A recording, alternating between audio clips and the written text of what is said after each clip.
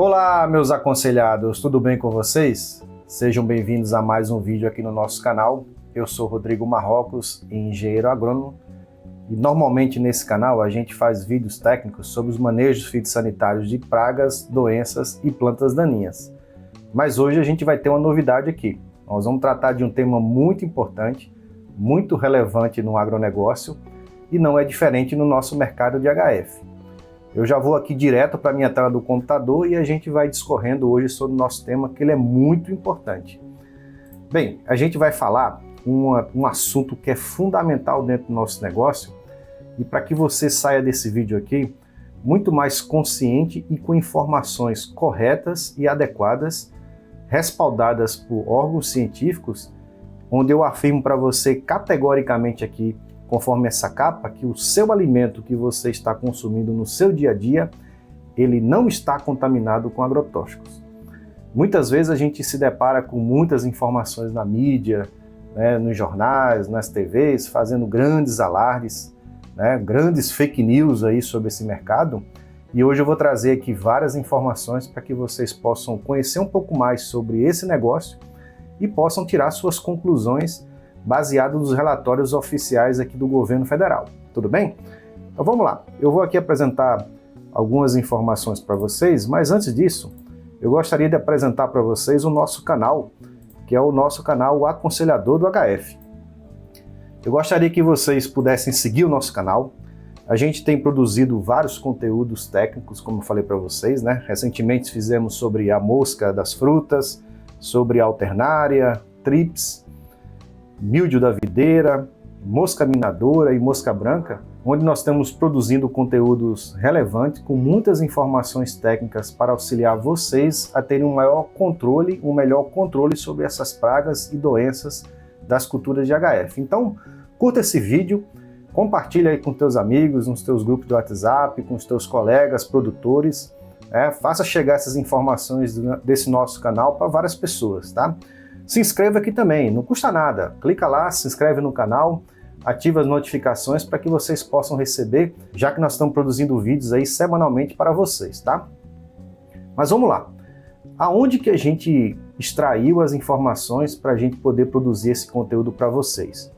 Aqui a gente tem um site, que ele é o oficial, do Ministério da Saúde, que dentro dele nós temos a Anvisa. Então vocês já ouviram falar da Anvisa, que é um órgão muito importante, que está relacionado aí com toda a parte da vigilância sanitária do Brasil, E dentro dele, já há vários anos, ela tem um programa que é chamado Programa de Análise de Resíduos de Agrotóxicos em Alimentos. Então aqui você consegue tirar os relatórios desse programa, onde ele é feito aqui, desde 2008, 2001, então tem vários relatórios antigos aqui, E os mais recentes aí, eles foram publicados agora no final do ano de 2024, que é referente ao ciclo de 2023. Então vocês podem aqui acessar, fazer o download desses relatórios aqui e poderem estudar também essas informações. Eu vou deixar o link na descrição aqui desse site aqui no nosso vídeo para que você também possa acessar e poder conferir as informações que a gente vai debater aqui no nosso vídeo, tá? Mas antes da gente nosso conteúdo, eu queria fazer aqui uma ressalva relacionada a esse tema que é muito comum de a gente escutar na mídia, E esse termo que é muito pejorativo, que é chamado de agrotóxicos. Bem, eu como engenheiro agrônomo, eu não aceito esse termo, já que o Brasil é o único país do mundo que adota o termo agrotóxico, que corretamente deveria ser chamado de produtos fitossanitários, defensivos agrícolas ou pesticidas, como é utilizado no mundo inteiro. Recentemente nós tivemos uma mudança na lei, que é inclusive chamada Lei dos Agrotóxicos, onde é feita uma atualização do termo e vai ser chamado agora no Brasil de pesticidas. Obviamente, a gente tem que entender como que essas ferramentas funcionam, usar adequadamente, para que não cause nenhum dano à saúde e ao meio ambiente, e já que eles são produzidos e comercializados, focados no controle de pragas, doenças e plantas daninhas, assim como ácaros e outras pragas que atacam as lavouras produzidas aqui no Brasil. Mas vamos lá. A gente vai destacar aqui o relatório em detalhes, Mas eu queria falar para vocês que o impacto que esses relatórios podem causar, quando ele é mal interpretado pela mídia, é gerar informações como essa aqui, que gera realmente uma grande confusão, que afeta muito o consumo de várias hortícolas, legumes, verduras, E isso realmente é um problema, A mídia, por querer vender notícia e fazer um certo sensacionalismo sobre essas informações, ela chega ao ponto de produzir conteúdos dizendo, por exemplo, aqui, que 92% dos pimentões eles são contaminados no Brasil. Nessa época, por exemplo, aqui a gente teve um impacto muito grande na cadeia produtiva do pimentão, assim como também do morango, pepino, alface, né? Já que todo mundo achava que tudo estava contaminado e ninguém queria mais comprar, ninguém queria produzir e tudo mais. Nessa época aqui, inclusive, teve ministro de Estado que falou que tinha tirado o pimentão das suas refeições. Isso realmente causa um impacto econômico muito grande para os produtores, para aquelas pessoas que comercializam os produtos aí nos supermercados, nos CEASA, nas feiras livres, né? E os consumidores simplesmente ficam atordoados e não querem mais consumir os produtos. Mas também a gente tem a mídia que faz um bom trabalho, que aprofunda na informação para entender melhor, destrinchar os relatórios, para poder compreender os dados, né, e poder interpretar de forma mais isenta, sem nenhum viés ideológico nas informações. Bem, nessa reportagem que a gente vê aqui do Gazeta do Povo, traz várias informações aqui na época, fazendo um contraponto às informações, né? Então ele fala bastante sobre a questão dos limites máximos permitidos, fala muito também uma coisa que é muito importante, pessoal, que é relacionada à dose. Todo produto, independente de qual que seja, ele tem uma diferença muito grande do que ele é benéfico e maléfico. E a dose, ela é fundamental nesse processo. Eu vou tirar um exemplo para vocês, para que vocês possam entender essa analogia. Geralmente eu faço essa analogia em algumas apresentações. Por exemplo, o sal de cozinha. A gente sabe que se a gente usar o sal de cozinha numa quantidade pequena nos alimentos, nos preparos das nossas refeições, ele vai realçar os sabores e vai ser muito importante nessa alimentação. Por exemplo, tem uma receita lá que diz que você pode usar uma pitada de sal. Agora imagina se você querer utilizar uma colher de sopa de sal, ou 2 colheres de sopa de sal. Você, além de estragar a qualidade do alimento, o sabor vai ser comprometido, você pode ter um problema de saúde em função do aumento dessa salinidade do alimento. Isso pode atrapalhar, por exemplo, a tua pressão. Então tudo isso está relacionado principalmente à dose. Isso acontece também, por exemplo, com os remédios que a gente toma, assim também com os produtos fitossanitários. O exemplo dos remédios, se você vai no médico e o médico passa uma receita que você tem que utilizar, tomar um comprimido a cada 8 horas, e aí você inventa de alterar essa recomendação e tomar a cada 2 horas ou 3 horas, você pode ter algum comprometimento relacionado ao excesso desse medicamento no teu organismo. Nas bulas desses remédios vem dizendo lá o que você pode ter de efeito adverso se você tomar uma superdosagem. A mesma coisa são com os produtos fitossanitários. Nós agrônomos, nós devemos emitir um receituário agronômico e todo produtor ele tem que seguir aquelas informações que estão preconizadas na receita e que são idênticas às que estão nas bulas dos produtos. Então lá tem, por exemplo, eu vou colocar para vocês aqui o exemplo de uma bula de produto, onde você tem aqui a recomendação da dose, a recomendação da frequência de aplicação, muitas vezes o momento de aplicação e também o intervalo de segurança. Pode acontecer de ocorrer algum erro no momento da aplicação, uma dose diferente do que está recomendado e você ter algum tipo de problema de resíduo de produto. A gente vai tratar bastante aqui nessa apresentação hoje e a gente vai explicar para vocês o quanto que é seguro os nossos alimentos produzidos aqui no Brasil, mesmo numa situação quando ocorre uma aplicação excessiva a nível de campo, onde que o produto às vezes apresenta um nível um pouco acima do que é desejável. Dando sequência aqui, a gente vê que na reportagem, quando a gente faz o comparativo, por exemplo, com o pimentão, ele foi alvo de várias distorções pela mídia e vários especialistas comentaram uma questão muito importante, que seria necessário comer 100 kg de pimentão num dia para resultar em contaminação. Vejam, uma parte do relatório você interpretou que 92% dos pimentões estavam contaminados. Porém, o nível dessa contaminação era muito baixo, que era necessário uma pessoa comer 100 kg de pimentão no único dia para ter um efeito adverso. Então são duas formas de você interpretar aquela notícia, aquela informação, mas o fato é, quem que come 100 kg de pimentão no único dia? Praticamente é impossível disso acontecer, para que você tenha algum tipo de risco agudo ou crônico dentro da sua saúde. Isso é um ponto importante que a gente vai discutir aqui na apresentação da Anvisa que foi compartilhada agora no final do ano conosco. Então vamos lá para a apresentação para que a gente possa também discutir um pouco mais sobre essas informações, tá? Eu vou aqui colocar agora a apresentação aqui para vocês e a gente vai debater o quanto é importante interpretar adequadamente o relatório produzido pela Anvisa. Bem, como eu falei para vocês, esse relatório ele foi produzido pela Gerência de Monitoramento de Avaliação de Risco, assim como também com a Gerência Geral de Toxicologia. Então esse programa de análise de resíduos de agrotóxicos, ele acontece há muitos anos e ele foi apresentado agora no final do ano, né, no dia 22 de novembro de 2024, lá em Brasília, onde foi compartilhada as informações do último ciclo que foi avaliado. Só para vocês entenderem qual o objetivo desse programa. Ele é monitorar os resíduos de agrotóxicos em alimentos, visando mitigar os riscos à saúde. Bem, dentro do plano plurianual de 2023 a 2025, a Anvisa ela vai monitorar 36 alimentos que serão coletados nesses 3 ciclos, ou seja, durante esses 3 anos aqui, ela vai fazer o monitoramento de 36 alimentos que representam cerca de 80% de todos os alimentos de origem vegetal que são consumidos por nós aqui no Brasil. Quais são esses alimentos? Então aqui vocês estão vendo aqui na tabela, nós temos aqui cereais, frutas com cascas comestíveis, frutas com cascas não comestíveis, hortaliças folhosas, hortaliças não folhosas, leguminosas e oleaginosas, raízes, tubérculos e bulbos e café.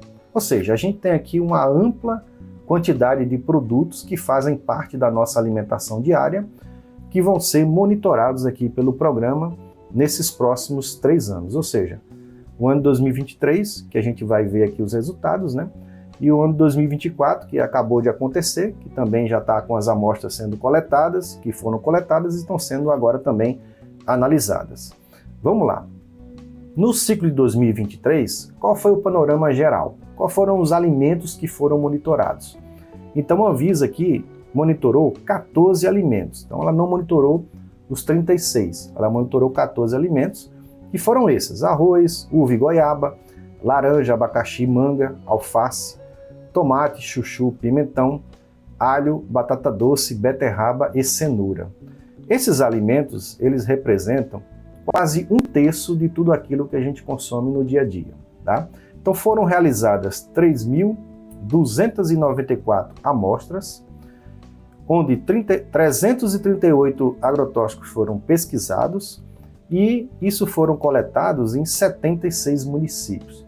Então a gente tem aqui uma boa representação de cerca de 1/3 dos nossos alimentos que foram monitorados nesse ciclo de 2023, tudo bem? Vamos lá passar para a lâmina seguinte. Aqui ele diz que qual foi a origem das amostras coletadas. Cerca de 30% das amostras elas foram coletadas nos produtores e 66% foram nos distribuidores. Aqui são as feiras livres, os CEASA, supermercados e tudo mais, tudo bem? E aqui a gente já tem o primeiro resultado desse relatório, que a gente inclusive poderia terminar nossa apresentação aqui nessa lâmina. Mas vamos explicar para vocês a diferença entre risco agudo e risco crônico, que são mensurados aqui no relatório. Bem, o risco agudo, ele diz respeito à exposição em até 24 horas. O que isso quer dizer?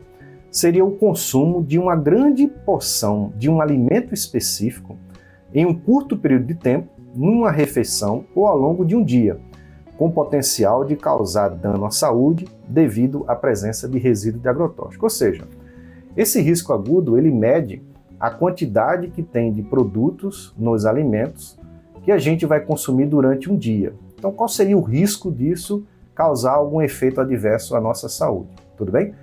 Já o risco crônico, ele é uma análise mais ampla. Ele avalia aqui o consumo diário por toda a nossa vida. Então, ele faz a avaliação do consumo diário de diversos alimentos ao longo de toda a vida, com potencial de causar dano à saúde devido à presença de risco de agrotóxico. Então, a gente tem o risco agudo, que avalia todas as informações dos alimentos que a gente come durante um único dia, em 24 horas, e o risco crônico, ele avalia todos os alimentos que a gente consome durante toda a nossa vida, ou seja, tudo que a gente comer na nossa vida, acumulando todo dia, qual o risco que isso vai causar para a gente no futuro. Então, os resultados, baseados no relatório da Anvisa, diz o seguinte, que os principais resultados obtidos foram que as amostras com potencial de risco agudo, apenas 0,67% das amostras apresentam risco agudo, ou seja, potencial de causar risco agudo à nossa saúde. Isso quer dizer que, das 3.294 amostras que a gente viu no slide anterior, apenas 22 amostras apresentaram algum tipo de contaminante que poderia causar risco agudo ao consumidor. É um índice muito baixo. Mais importante ainda, 0% com potencial de risco crônico, ou seja, nenhuma das amostras que foram analisadas, elas apresentaram situações de risco de potencial de risco crônico, baseado nos dados do PARA, que é o programa de 2013 a 2023. Ou seja, isso aqui é muito mais emblemático. O relatório está dizendo que, dos dados obtidos de 2013 até 2023, nesse acúmulo de 10 anos, o risco potencial, ou seja, o potencial de risco crônico da nossa saúde, ele é zero. A gente vai ver depois com detalhes essa informação. Mas passando aqui adiante, a gente vai ver que na média dos últimos relatórios, que estão aqui descritos no ciclo 2013 a 2015, 17 a 18, 18 a 19 e 22. Se a gente pegar a média dos dados, né, que era de 1,11 até 0,17, dá em torno de 0,68. E o resultado que a gente obteve, né, que a gente acabou de ver, da avaliação de risco agudo, ele é de 0,67%, ou seja, de novo, apenas 22 amostras apresentaram esse risco agudo. E a maior parte das excedências a DRFA, o que seria isso? A dose de referência aguda, foram relacionadas a 2 princípios ativos. A gente vai falar um pouquinho mais disso depois. Então, apenas 2 princípios ativos daquele grupo lá de 300 e tantos agrotóxicos avaliados apresentaram esses riscos aqui agudos à saúde. Tá? E as culturas onde teve o índice que foi maior percentual desses excedentes foram as culturas de laranja e abacaxi. Isso aqui é importante, que a gente não pode cair na mesma narrativa daquela notícia que eu falei para vocês relacionada ao pimentão. Aqui não está dizendo que as nossas laranjas e os nossos abacaxis eles são contaminados. Ele está dizendo que apenas 0,67% das amostras avaliadas continham esses 2 princípios ativos, que inclusive hoje eles são proibidos de serem comercializados para as culturas de HF, estavam presentes em algumas amostras, algumas, não são todas, algumas amostras de laranja e abacaxi. Eu vou apresentar para vocês na sequência mais detalhes do relatório para que vocês possam entender o quanto que isso é inferior em relação ao todo das amostras analisadas para essas 2 culturas. Então vamos lá. Eu vou mostrar o relatório para vocês em detalhe, que é um outro arquivo em PDF que você pode baixar no link que eu vou deixar para vocês aqui na descrição, para que vocês possam entender. É um relatório mais amplo, ele tem 152 páginas, mas eu vou aqui direto para a página onde a gente vai encontrar informação relacionada a essas 2 culturas, para que a gente possa entender com mais detalhes como que foi o comportamento desses ativos nessas culturas. Então aqui a gente tem as tabelas, né? Então a gente vai ver a tabela 8, que diz relacionada à cultura do abacaxi, e a tabela 10, que é relacionada à cultura da laranja. Então eu vou clicar aqui na cultura do abacaxi e a gente vai ver aqui, eu vou dar um zoom aqui para que vocês possam visualizar melhor. A gente vê que do total foram analisadas 248 amostras de abacaxi nesse ciclo, e a gente observa que aqueles 2 princípios ativos que a gente falou, é o carbendazim e o carborfurano. Esses 2 princípios ativos, veja que o carbendazim, em 6% das amostras, elas foram classificadas como irregulares, enquanto que o carborfurano, apenas 0,4% das amostras foram consideradas como irregulares. Ou seja, de 248 amostras, apenas 6% apresentou índices relacionados aqui, classificados como irregulares. Isso é um ponto importante para a gente entender que os números eles realmente são baixos e ao mesmo tempo mostram uma certa segurança nas informações que a gente está aqui obtendo pelo relatório. Agora eu vou aqui para a tabela da cultura da laranja e vocês vão perceber que os resultados eles são muito parecidos e até melhores. Quando a gente olha aqui, por exemplo, na cultura da laranja, foram feitas 254 análises, eu vou dar um zoom aqui a mais também, e a gente observa esses dois princípios ativos aqui, ó, o carbendazim, que não apresentou nenhuma amostra irregular, e o carbofurano apresentou apenas 2,36% das amostras irregulares. Então, quando a gente volta aqui para o resultado que a gente estava discutindo, né, a gente vê a importância de poder abrir o dado, interpretar esse dado, para entender, né, e não ficar com essa pilha na cabeça que muitas vezes a gente vê na mídia, que todas as laranjas, todos os abacaxis estão contaminados, e isso não é verdade, tá bom? Apenas, de novo, 22 amostras, de um total de 3.294, apresentaram algum tipo de risco agudo à nossa saúde. Vamos passar adiante do nosso relatório para a gente poder discutir mais informações. Quando a gente fala aqui do risco crônico ao consumidor, que é aquele que vai avaliar durante todo o nosso período da vida, a gente vê que durante o ciclo de 2013 a 2023, ou seja, no tempo aí de 10 anos, foram avaliados o total daqueles 36 alimentos que a gente comentou lá no início. E foram, ao todo, 25 mil amostras. Então a gente tem realmente aqui uma representatividade muito maior de amostras durante esse ciclo de 10 anos. E para tirar as conclusões que foram apresentadas no relatório, realmente nós temos aqui uma base muito boa de avaliação que foi realizada. E lembrando que esses alimentos, eles representam 80% de tudo que a gente come aqui no Brasil, segundo aí as informações do IBGE, tá? É importante ressaltar que as metodologias que são preconizadas aqui pela OMS e pela FAO, elas foram utilizadas aqui nesse estudo, bem como os dados de consumo aqui que foram extraídos do IBGE, e também para poder avaliar os níveis desses produtos, né, que são chamados de limite máximo de resíduo, foram utilizados também tudo estabelecido pela Anvisa, os estudos que a própria Anvisa faz na hora que vai determinar o registro dos produtos junto às empresas, tá bom? Então vamos interpretar aqui as informações do relatório. Primeiro eu queria destacar para vocês, nesse quadro aqui, que foram avaliados aqueles 342 ingredientes ativos e ao longo desse período, o resultado que a Anvisa obteve, ele é impressionante. Se a gente observar o seguinte, a exposição crônica em percentual de IDA, o que seria IDA? Seria a ingestão diária aceitável. Então existe um índice que é estabelecido onde há uma aceitação pela comunidade científica daquela quantidade de produto que você pode consumir durante um dia na sua alimentação, que não vai te causar nenhum problema. Então esse limite aí seria 100%. Então quando a gente avalia todos os resultados que foram obtidos nesse relatório, que eu vou mostrar para vocês de novo na sequência, a gente observa o seguinte, ela classifica como risco inaceitável quando há uma extrapolação do 100% da IDA estabelecida, né, que seria a ingestão diária aceitável. Então, vou citar um exemplo aqui. Se você pegar qualquer princípio ativo e dizer que o limite que ele tem, né, de ingestão diária é 1 ppm, ou seja, o aceitável é até 1 ppm. Se você faz uma análise de resíduo e dá 1,1 ppm, ou seja, você extrapolou 100% dessa amostra.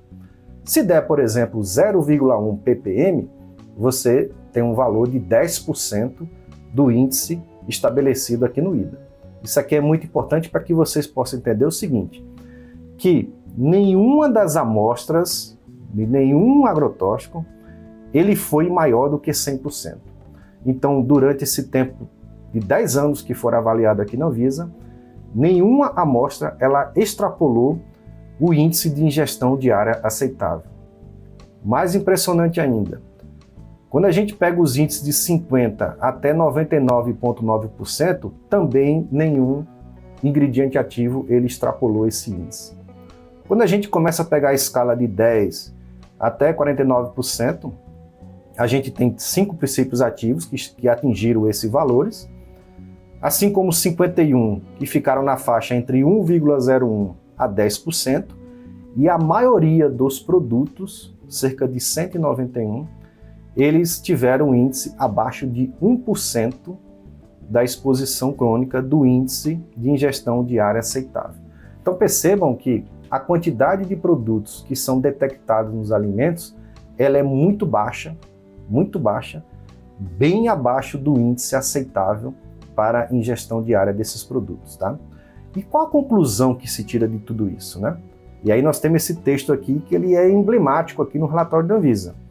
Simulações sobre o consumo ao longo da vida não apontam para um risco de longo prazo, mesmo se considerarmos um consumidor hipotético que come todos esses alimentos todos os dias. Isso aqui, pessoal, está dizendo o seguinte: se você tiver uma pessoa que coma todos esses 36 alimentos durante todos os dias, durante toda a sua vida, você não vai ter risco crônico na sua saúde. Isso é muito forte, isso é muito poderoso e nos traz muito mais segurança em relação aos alimentos que a gente está consumindo no nosso dia a dia. Tudo bem? Acho que ficou claro para vocês, né? Eu vou apresentar essa informação aqui para que vocês possam perceber, e eu vou voltar àquele relatório que a gente apresentou antes, e vou agora para uma outra página, para que a gente possa verificar essa informação de uma forma mais detalhada. E aqui a gente chega na tabela 27, onde a gente vê os resultados da avaliação da exposição crônica para os ingredientes ativos pesquisados e amostras analisadas no período de 2013 a 2023. Então a gente tem aqui para cada princípio ativo, são vários, o nome do produto, a quantidade de amostras que foram analisadas e a quantidade de amostras que tiveram algum tipo de detecção. E aqui nós temos o índice, que é o percentual do IDA, né, que, como a gente falou, é a ingestão diária aceitável, e esse percentual para cada princípio ativo. Então, se a gente for baixando aqui, é bastante página, né, mas a gente vê, por exemplo, aqui ó, já aparecem alguns princípios ativos com índice um pouco maiores, mas nenhum vai extrapolar aquele valor que a gente falou lá de 100%, né? Então aqui no relatório vocês vão poder também avaliar todos os princípios ativos, quais são aqueles que apresentaram índice maior, aqueles que têm índice muito baixo e tudo mais, para que vocês possam ter essa informação, e o resultado é isso que a gente viu aqui. Nenhum produto extrapolou, ou seja, nenhum foi considerado como risco inaceitável, nenhum chegou na faixa de 50% a 99%, e a gente tem alguns aqui que chegou na faixa de 10% do índice que foi estabelecido pela Anvisa. Então isso nos traz, pessoal, uma segurança muito grande relacionada aos nossos alimentos. Aqui também ele faz uma análise de um aparato geral daquelas amostras que ele considera como conformidade e não conformidade. De uma maneira geral, nós temos 74% das amostras analisadas, elas são classificadas como satisfatórias. 37% não teve nenhum tipo de resíduo, 37% foram dentro dos limites estabelecidos, como a gente viu, né, dentro dos limites aceitáveis, né, de LMR, e apenas 26% tiveram alguma não conformidade. Quando a gente olha aqui esses 26%, a gente tem que abrir essa informação para entender por que ela teve algum tipo de inconformidade. Então a gente tem, por exemplo, amostras que apresentaram um limite, né, um LMR, um pouco acima do que é estabelecido para aquela cultura. Alguns, por exemplo, foram resíduos que foram encontrados em culturas onde ele não é permitido, tá? E isso é um problema muito sério no Brasil. A gente tem algumas culturas onde tem poucos produtos registrados, e os produtores às vezes ficam numa situação bastante complicada e difícil, né? Ele tem a praga, tem a doença atacando sua lavoura, ele tem, às vezes, uma cultura vizinha, onde a praga migra de uma cultura para outra, ele tem um produto comprado em casa e ele vai fazer o controle ali, ele eventualmente pode também aplicar em alguma cultura. Não é o ideal, não é o certo, mas eventualmente a realidade do campo isso pode acontecer. Outro ponto também, que também foi detectado, amostras aí de resíduo de produtos que são proibidos no Brasil. Por exemplo, esses dois que a gente viu aqui no relatório, eles já não são mais permitidos para serem utilizados nas culturas, apesar de ter tido registro aí por longos anos aqui no Brasil. E também pode ter algum produto que nunca foi registrado no Brasil, principalmente em áreas de fronteira, né? A gente sabe que também existe produtos contrabandeados, né? De vários segmentos da nossa economia, cigarro, armas e tudo mais, e também acontece muito contrabando de defensivos agrícolas. Então, eventualmente pode aparecer alguma amostra de algum produto que não é registrado no Brasil. Então, esses foram os pontos que observados aqui no relatório. Passando mais para frente, a gente vê aqui que como é que a Anvisa vai usar os resultados. Então, ela vai fazer novas reavaliações toxicológicas dos ativos, vai fazer também um controle de rastreabilidade dos alimentos. Isso aqui é importante, né? Até pode ser um tema para um outro vídeo que a gente possa discutir. A gente tem uma norma já estabelecida no mapa, né, sobre a rastreabilidade dos alimentos, que para nós consumidores é muito importante. Não sei se vocês já tiveram a oportunidade de ver algum produto, algum alimento. Eu vou colocar um exemplo aqui no vídeo, né, onde você tem um QR Code que você pode pegar seu celular, aproximar, e aí você consegue ver todo o histórico de produção daquele alimento. Qual foi a fazenda, qual foi o lote, o que foi utilizado, quais os adubos que foram utilizados, quais os defensivos que foram utilizados, como é que foi a colheita, que dia que colheu, que dia que plantou. Então, você tem todo o histórico dessa área para que você possa ter uma boa rastreabilidade daquele alimento que você está consumindo naquele momento. Outro ponto também que ela destaca, ela vai ampliar as restrições para produtos registrados. Isso aqui é bastante preocupante porque para a gente que trabalha no campo no dia a dia, a gente sabe que existem algumas limitações, poucas ferramentas para controle de algumas pragas, de algumas doenças. Tudo bem que é importante a gente atualizar os produtos, retirar aquelas moléculas mais antigas, mas também a gente precisa substituir, trazer produtos mais modernos, liberar a utilização de novos produtos com tecnologia maior, com formulações inovadoras, produtos com apelos ambientais melhores. Então é importante que a gente faça uma atualização e uma substituição realmente dos produtos mais antigos, tá? Outro ponto importante, como a gente comentou, existe uma grande quantidade de culturas com suporte fitossanitário inferior, né, que são as chamadas minor crops. Então a gente sabe de culturas que praticamente não tem produtos registrados, então fica complicado para o produtor, no dia a dia, poder fazer o manejo fitossanitário da sua propriedade. Outro ponto muito importante relacionado às capacitações. Então também a Anvisa está falando aqui que vai ampliar o treinamento aí dos agentes de mercado para poder tratar desse assunto. Bem, outros pontos que ela destaca como principais avanços do programa, né? Não vou destacar muito aqui esses pontos. Ela também coloca aqui alguns projetos estratégicos para o ciclo 2024 a 2027, então ela diz aí alguns pontos que ela vai trabalhar também internamente, mas aí algumas recomendações que vale a gente dar algum destaque aqui, são algumas informações, por exemplo, como intensificação das ações de educação sanitária. Acho que isso é um ponto importante, né? Tanto dos agentes de governo, como também os agricultores, os consumidores, tudo isso é importante, né? Fala também sobre a questão da higienização dos alimentos.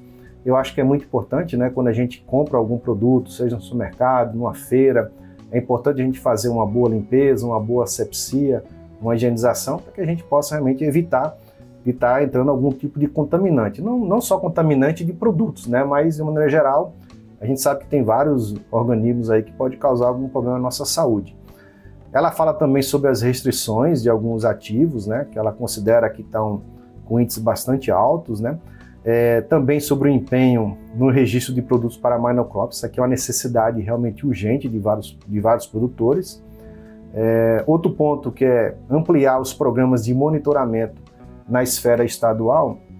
Eu acho que as parcerias com governos estaduais são muito importantes, principalmente para que você possa mitigar esse trânsito de pragas que ocorrem entre os estados, né? Então a gente sabe que tem produção de algumas culturas em diversos estados, onde tem, em algumas regiões, determinados problemas fitossanitários que não tem nas outras.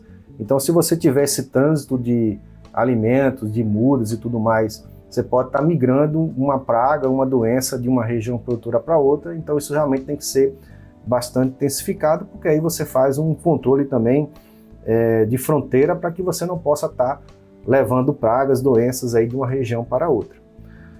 Também um ponto importante aqui, né, que ela recomenda que nós consumidores, né, busquemos alimentos aí rotulados com identificação do produtor de origem, que é a questão da que a gente falou da rastreabilidade. Ainda são poucos produtos que a gente tem aí essa possibilidade de rastrear, e a gente precisa realmente aqui no Brasil avançar muito para que nós, consumidores, tenhamos mais informações daqueles produtos que a gente está consumindo no nosso dia a dia.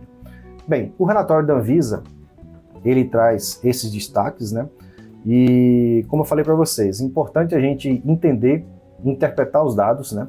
E a gente sai aqui, lendo esse relatório, muito confiante de muitas informações para que a gente possa tirar algumas conclusões. O primeiro é, não há motivos para alardes e terror sobre os resíduos de agrotóxicos, e aqui eu deixo entre aspas para vocês, nos nossos alimentos. A gente viu categoricamente aqui no relatório da Anvisa que apenas 0,67% das amostras apresentam algum risco agudo à nossa saúde. Outro ponto importante, os alimentos que consumimos são seguros e limpos, né? Nós vimos que uma grande quantidade desses produtos produzidos, eles estão conformes, sem nenhum tipo de problema, e mesmo aqueles que apresentaram as poucas análises de resíduos, como a laranja e o abacaxi, por exemplo, eles realmente apresentaram índices muito baixos. E vale destacar um ponto importante. Tanto a laranja como o abacaxi, elas são frutas de cascas não comestíveis. Normalmente a gente corta essa casca para poder consumir a fruta. Isso traz uma segurança muito maior para a gente, consumidor desses alimentos. E outra conclusão importante, que os produtores de frutas, legumes e verduras no Brasil, eles produzem alimentos de qualidade e nutritivos para nós consumidores. A gente tem que dar o parabéns para os nossos produtores que enfrentam muita dificuldade no campo no dia a dia e sabemos muito bem o quanto que é difícil produzir as culturas de HF no Brasil. E não só de HF, mas outras culturas também. Em função de várias pressões de pragas, doenças, plantas daninhas, né? Já que nós estamos numa região tropical, onde a gente produz cerca de 3 safras por ano, e isso realmente é muito diferente, por exemplo, do que outros países que estão aí no hemisfério norte, que tem, por exemplo, apenas uma safra. Então a gente tem aqui bravos produtores, né, que produzem realmente alimentos de alta qualidade e nutritivo para nós aqui no nosso dia a dia. Então essa é a conclusão que a gente tira do nosso vídeo, né? Eu queria deixar aqui finalizar para vocês, né, reforçando para que vocês possam curtir o nosso canal.